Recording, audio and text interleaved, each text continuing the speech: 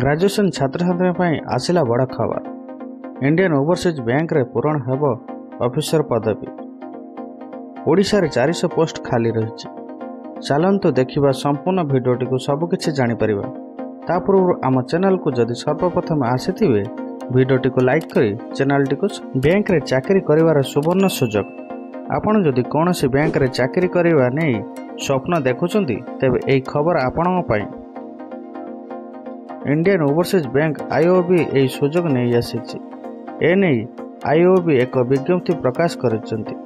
आपण जदि आवेदन पई आग्रह तेबे विस्तृत पई चलन देखिबा भिडियोटी को। एई नियुक्ति माध्यम रे लोकल बैंक ऑफिसर पदवी पूरण हेब। एने उभय पुरुष और महिला आवेदन करिपारिबे। एई नियुक्ति माध्यम रे मोट 400 पदवी पूरण हेब।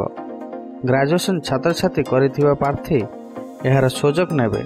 एई नियुक्ति माध्यम रे ओडिशा रे 10टी पदवी पूरण हेब।